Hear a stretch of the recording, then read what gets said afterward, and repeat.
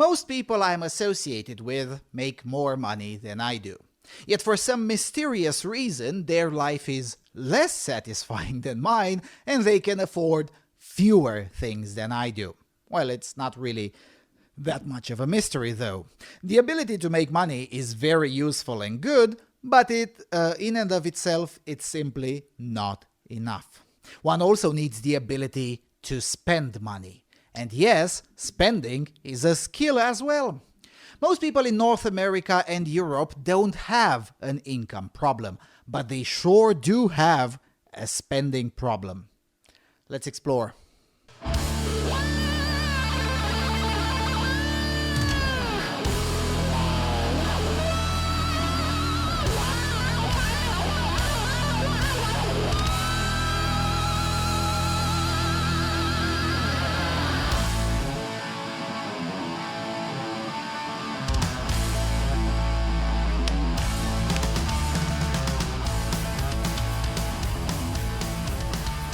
Hello everyone and welcome to the Freedom Alternative. Alright, so this video is a continuation of the video called 5 Steps Towards Practicing Liberty as a Lifestyle Choice, published in November 2017.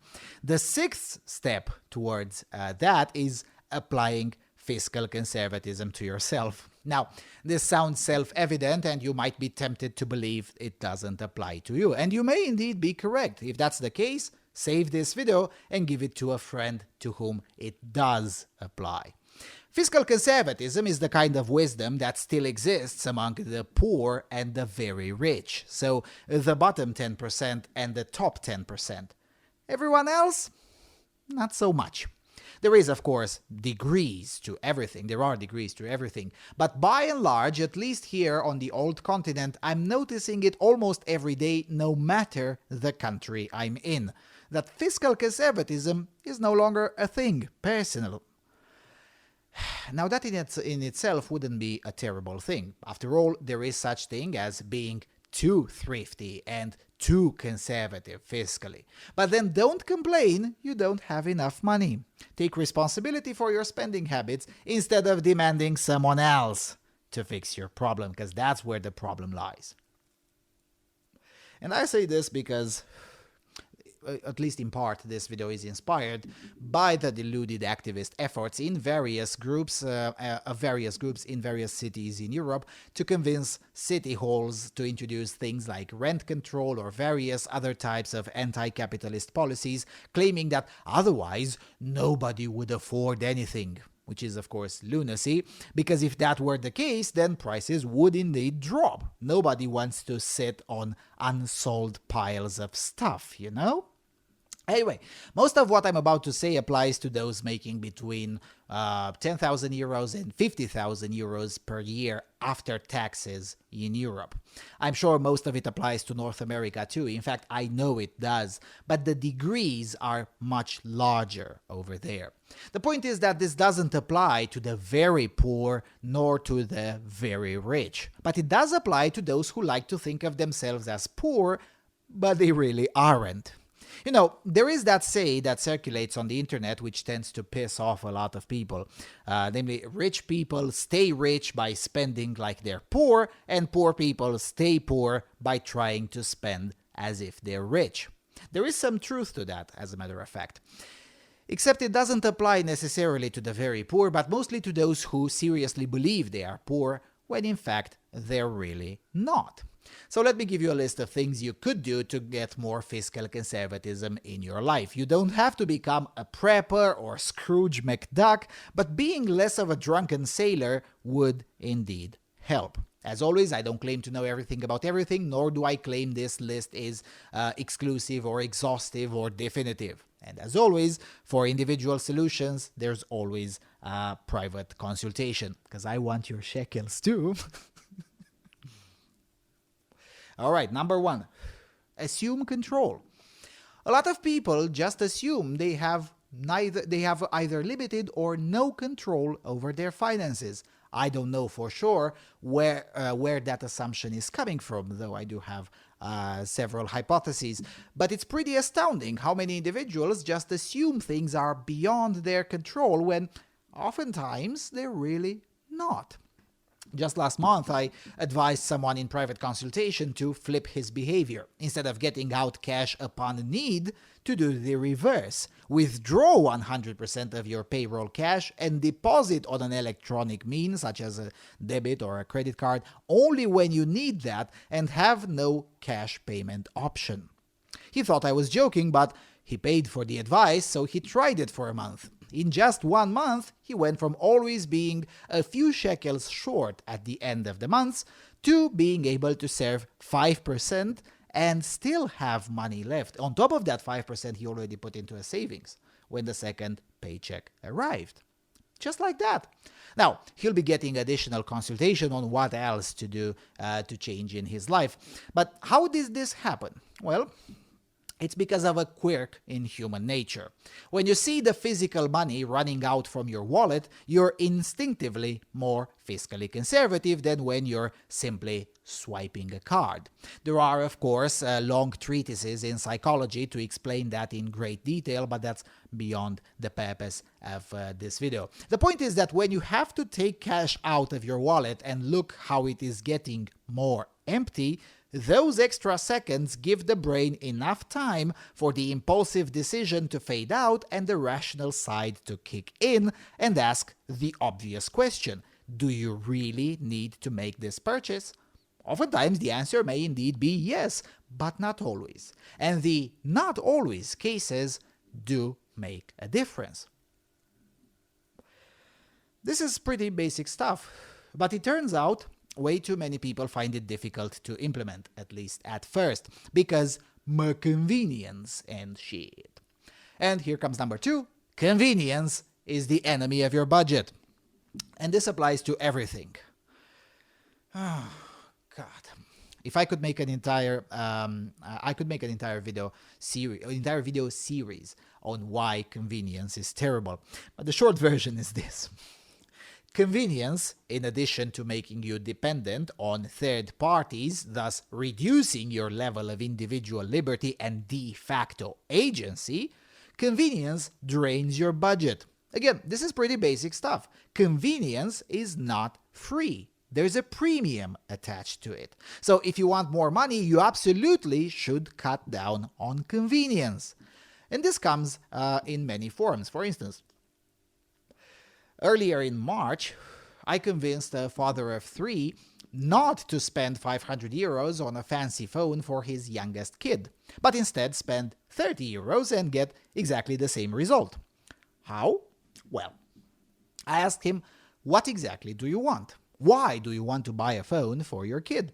He said he wants the kid to be able to do emergency calls, maybe coordinate sleepovers and pajama parties with his colleagues, and also be able to answer the phone when he, the father I was talking with, when he wants to check on him.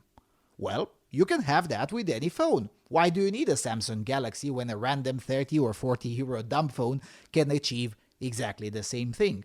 After all, kids are kids, therefore neglectful. So if he destroys it, you can simply buy another one. No big deal.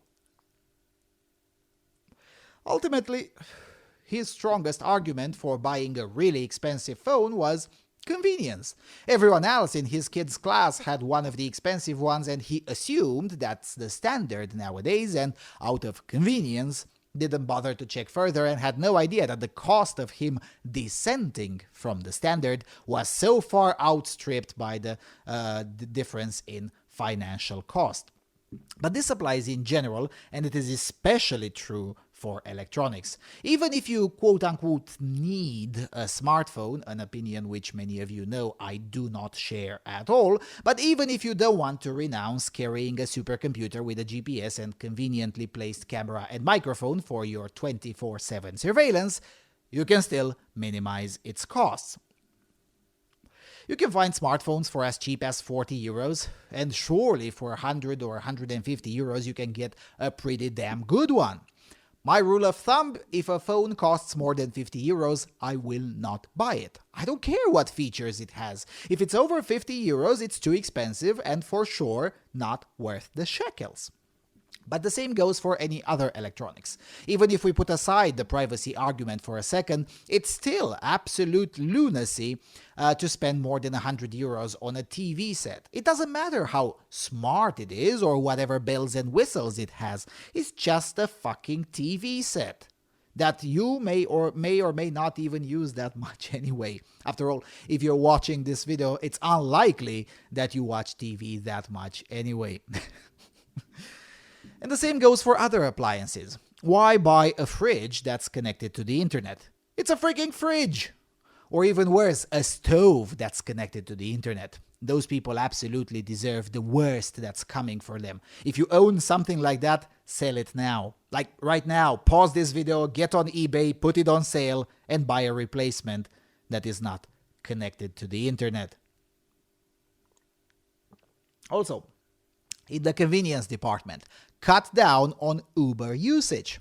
Preferably stop using it altogether for privacy reasons. It's simply bad practice to upload your daily itinerary with hours, full name and bank account to a third-party database that you have no control over, because that's what using Uber actually is.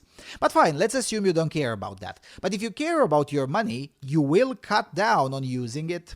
Because it's down to the point where middle-class folks Uber for 3 kilometers in broad daylight when the weather is nice. Because they're too lazy to get down in the subway or take the tram or bus or whatever. Now, it's fine to do that if you make 1 million euros a year, but if you're not, you might want to consider taking a break from irrational spending. Also, if you're someone like me that travels abroad quite a bit, cancel your phone subscription and get on prepaid. You're spending a lot of money on services you don't use and clearly don't need. I was talking the other day with a chap whose lifestyle resembles mine, and he spends like 30 or 35 euros every month for telecom services, for which I spend less than 10. How? Well, he doesn't assume control. That's how. Yes, it's convenient to never look out for your phone as the billing process is automated, but it's also 3 to 4 times more expensive. Because you end up paying for services that are never rendered since you're not always available to use them anyway. That's great news for the telecom company, but terrible news for your budget. The bottom line is this. You can have more money and hence more liberty, or you can have convenience. You absolutely cannot have them both in an equally high amount. And it's okay if you ultimately decide you want more convenience, but be aware of the real cost of it, because it's more than privacy you're trading off. Alrighty, number 3, learn to cook.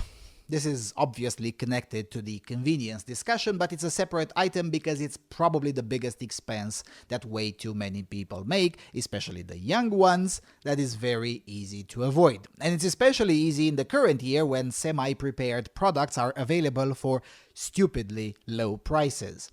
With many of them, you don't even need to know how to cook per se, but just to turn on the stove, put them all in, wait for 30 minutes, and that's it. Like, really. Let me give you an example. If you want to have a lasagna in my hometown, there are 3 options. 1, go to a restaurant where it costs between 8 to 12 euros. I'm talking a decent restaurant. You may find it for cheaper in places where I wouldn't go.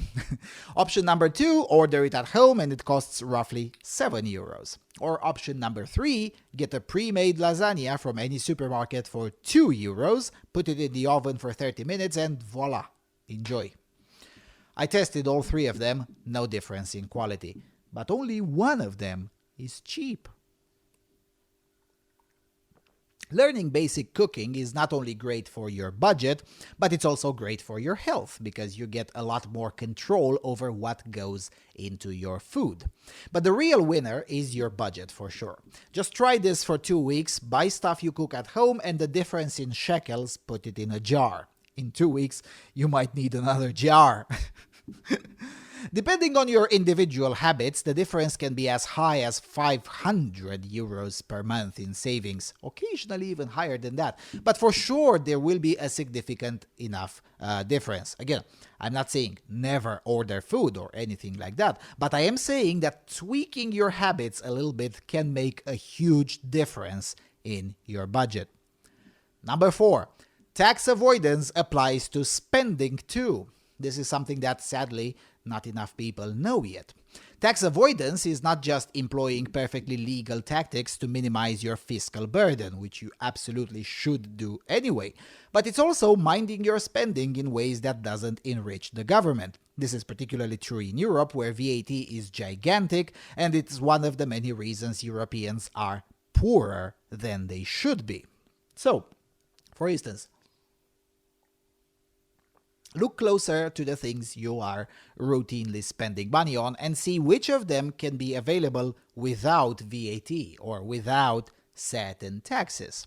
For instance, EU citizens should avoid Patreon like plague precisely for this reason. You can still support your favorite creators, but without paying 19 to 24% extra to the Leviathan.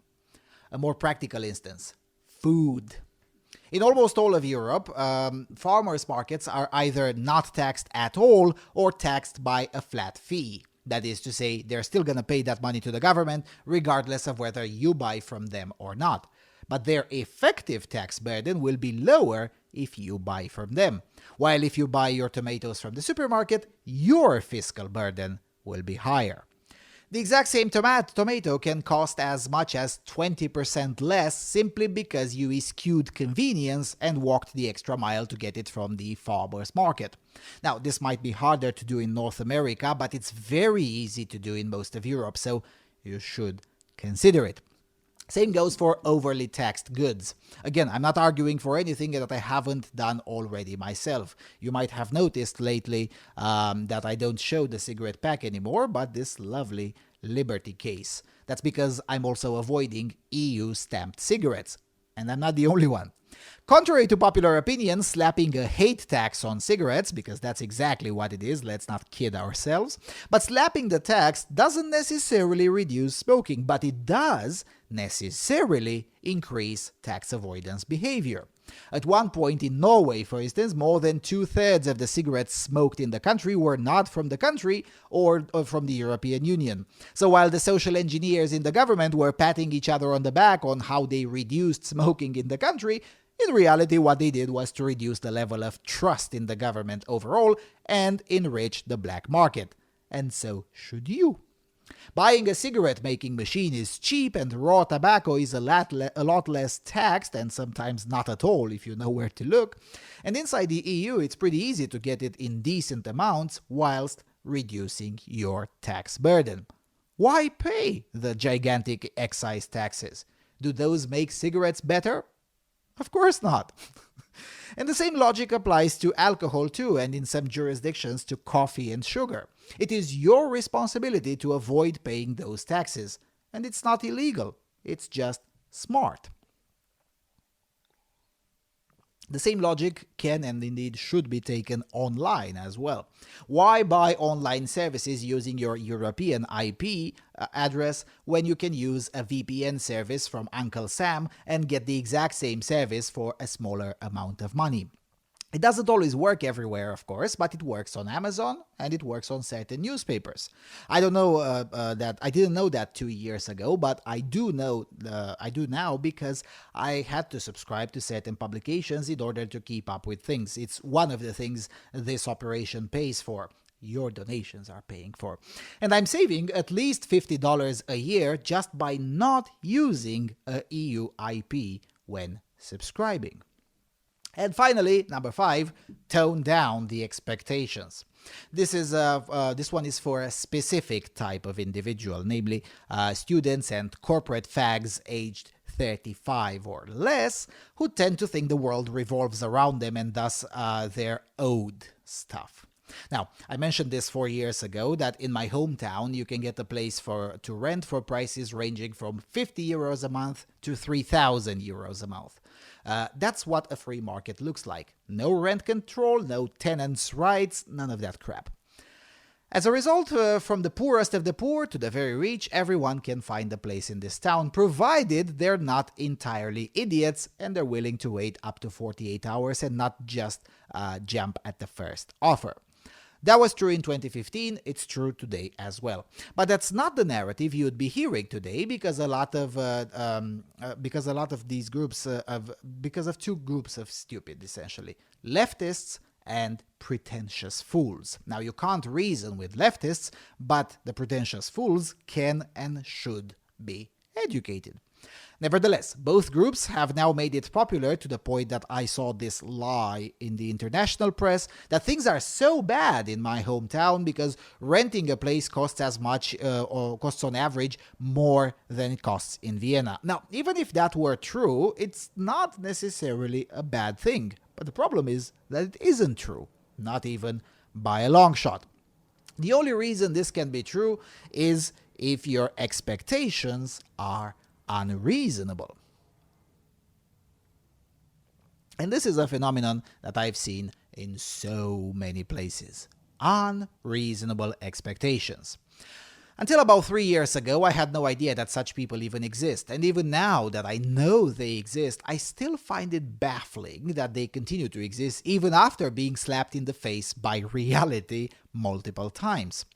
What kind of people I'm referring to? The kind of people who expect to rent a futuristic apartment but then complain the rent is too high.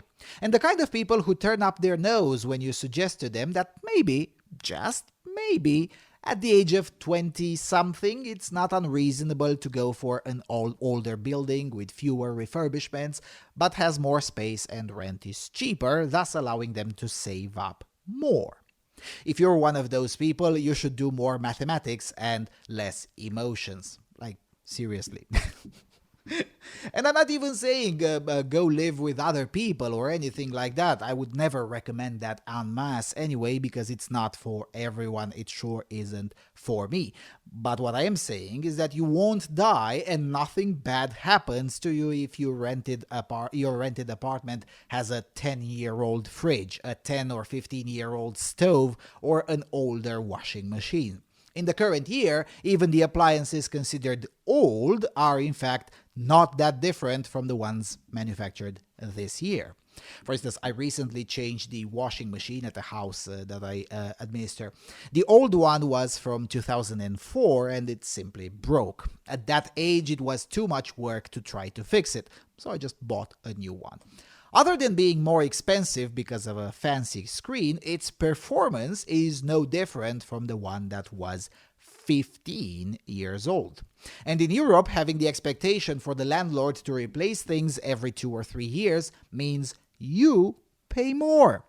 Now, admittedly, the existence of such people makes my job easier when I look for a place to rent because my, let's call them functionality-oriented expectations are cheaper and are also a bargaining chip in and of themselves during negotiations. But still, taking an honest look at your expectations could save a lot of shekels without lowering your standard of living and without endangering yourself.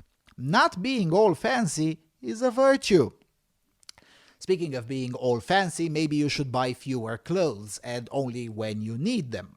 I genuinely don't understand people who buy clothes that they never wear or buy clothes simply because they're new. Also, on the topic of clothes, it would help if you'd learn the basics of tailoring. Not so you can do it for yourself, but to recognize good tailoring from crappy tailoring. This skill saved me a lot of trouble and a lot of money by learning to distinguish between crappy cheap clothes and good cheap clothes. And again, all of these can be done while being a city dweller. I didn't even go into the harder things that you could do, which include avoiding being a city dweller to begin with, and I won't go into that, not in public anyway, because that is simply not for everyone. But these things can be applied, at least in part, by almost everyone, especially in Europe. Because in North America there are some additional challenges that simply don't exist in Europe, or things that are simply better in North America, such as no income tax states. And they can be applied because they're not a moral judgment. I didn't make a value judgment on what you should do with the extra savings, nor did I say that any pursuit is bad or good. We could work on such details in private consultation, of course. But no, seriously, assuming control of over your spending is very useful. Try it for a while and then do the math. Most people, when they hear these things, like those that I just said, tend to dismiss it on size grounds with things like, who cares, 20 euros is not a big deal, or I'm not buying a phone every day, so who cares, and things like that. That kind of mentality is part of the problem, because when you do this for several years, the savings are a lot bigger than that. Sure, you may not buy a house with the savings, but you might be able to buy more books or buy more traveling to acquire more knowledge. That's what I do with the savings anyway. Or you can invest them in something longer term, or simply put them in a secondary pension account. It may be no big deal on a monthly basis, but over 10 years, they might actually begin to matter, even at small interest. So, what's your take on this? Have you tried any of these? Also, do you have any additional ideas? Because surely this list is not exhaustive, not even by a long shot. So do tell me in the comment section. So yeah, with all of that being said, thank you all for watching. Thank you for your consistent and generous support. If you get some savings as a result of this advice, please do consider a donation, because none of this comes free. Visit our website, and I will see you all soon on the Freedom Alternative.